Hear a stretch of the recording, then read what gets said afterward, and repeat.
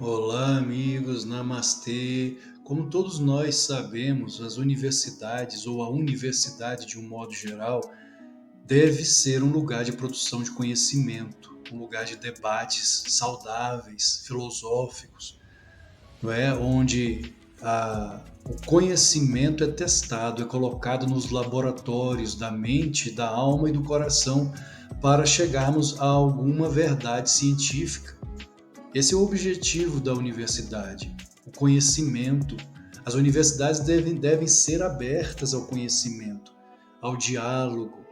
Mas quando isso não ocorre, como temos visto nos tempos atuais, e muitos têm falado a respeito, principalmente nas áreas de humanas, em que o conhecimento, o debate já não é permitido porque existe uma espécie de dominação, de uma militância política.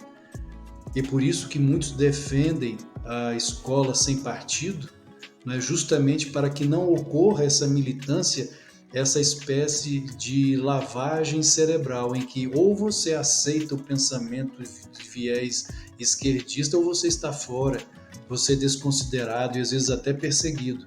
Ou seja, não há debate. E sem debate não pode haver autêntica produção de conhecimento.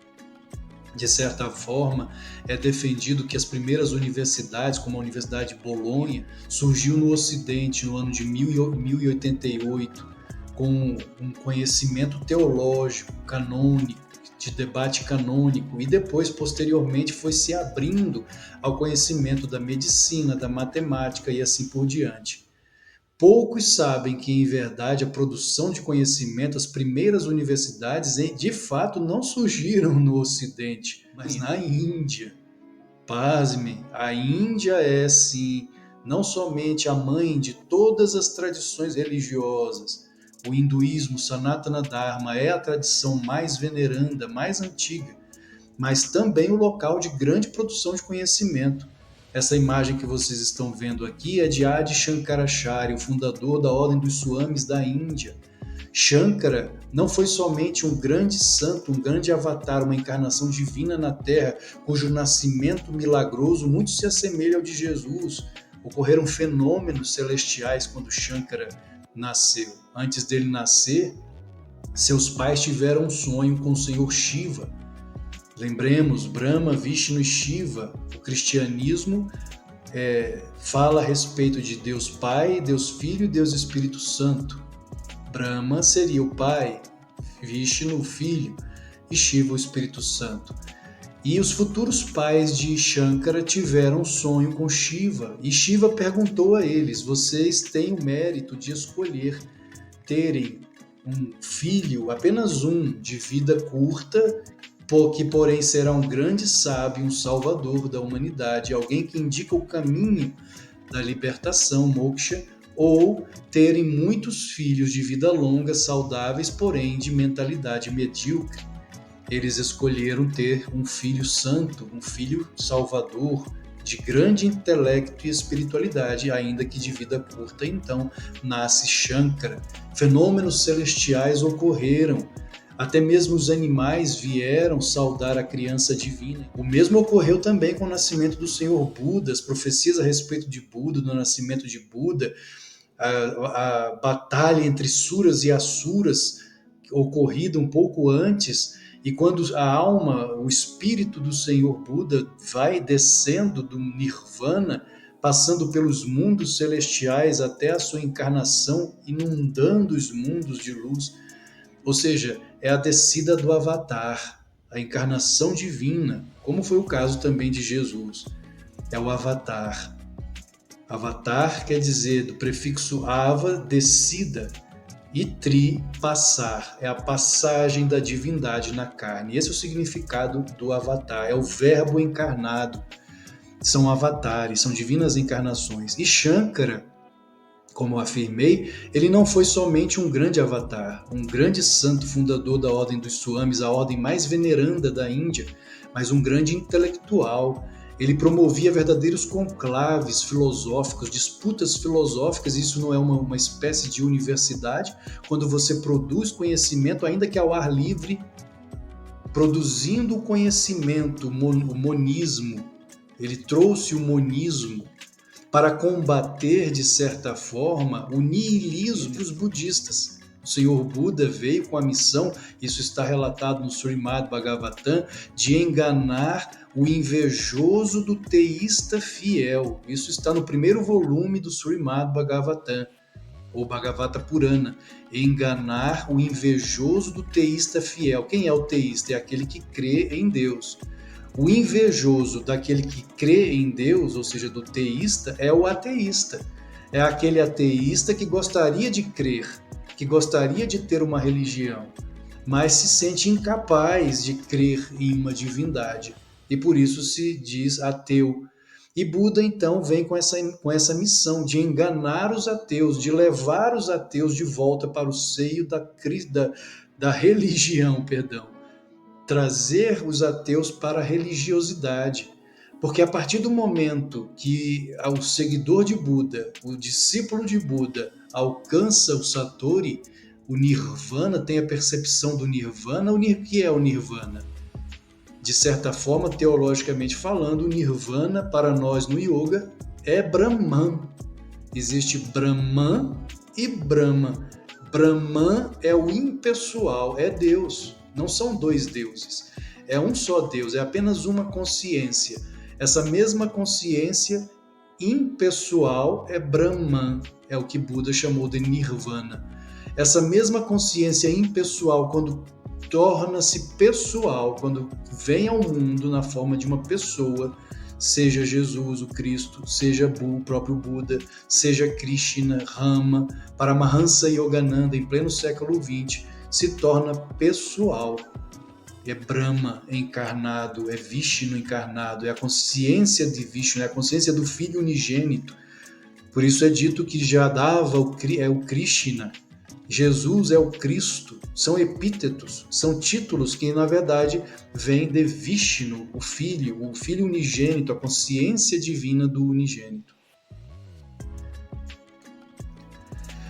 Shankara funda ashrams. Ashram quer dizer local sagrado. Inclusive, ashram era uma tradição na Índia de que a criança, ao nascer, ela teria até uma determinada idade, ela ficaria com os pais, sendo educada pelos pais. Se não me engano, a partir dos 7 anos, algo assim, de idade, ia para o ashram, que era o lugar sagrado, para adquirir conhecimento com quem? Com o guru. O guru, o verdadeiro guru, é o homem de Deus, é o iluminado.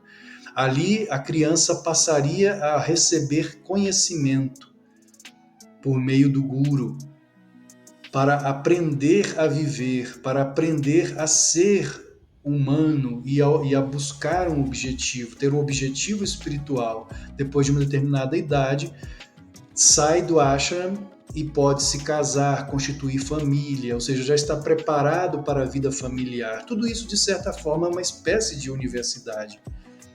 Mas a Índia não para por aí. A Índia foi a grande produtora de conhecimento, por exemplo, matemático, astrológico e astronômico.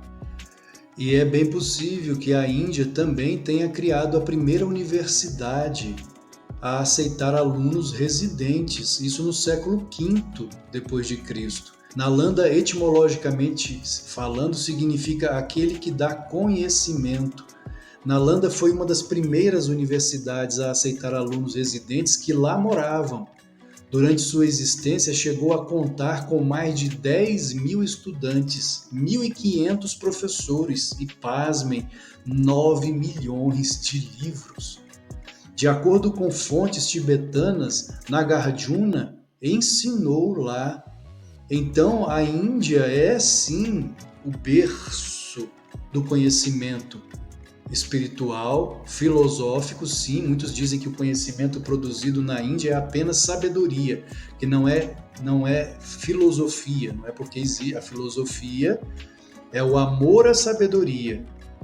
E a sabedoria é aquilo que é inquestionável. É o que, na verdade, ocorreu nas primeiras universidades ocidentais, como em Bolonha.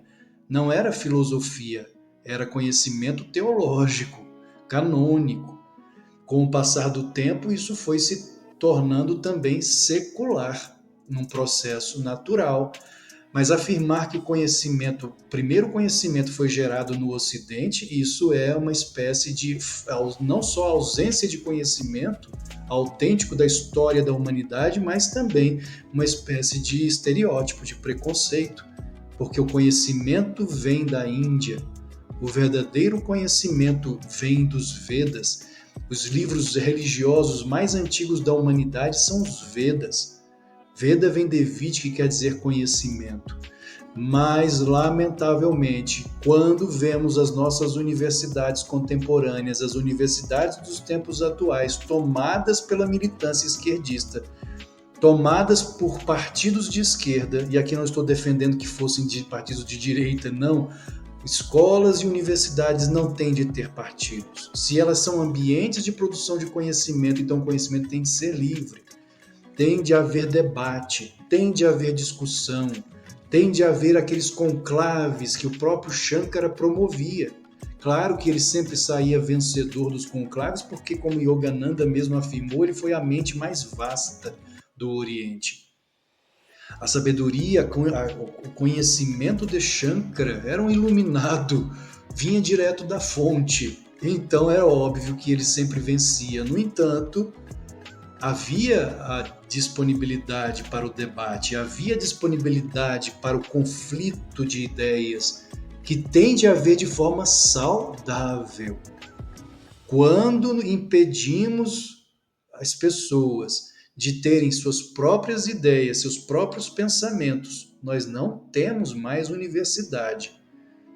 Infelizmente, as universidades contemporâneas no Brasil e no mundo têm se tornado apenas fábricas de militância, fábricas de idiotas úteis, uma verdadeira fábrica de idiotas, incapazes de ruminar por si mesmos. Isso é muito lamentável, isso é muito triste.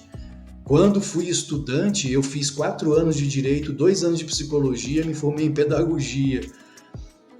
Desses 10 anos que estive na faculdade, eu jamais aceitei o que o professor me dizia sem ruminar, sem refletir a respeito daquilo que ele estava me passando. E quando desejava refutar o pensamento de um professor com o qual eu não concordava, eu certa vez perguntei a outro professor que gostava muito dele: professor, como faço para refutar o pensamento daquele professor, daquele outro professor com o qual eu não concordo, porque há algo de errado nele?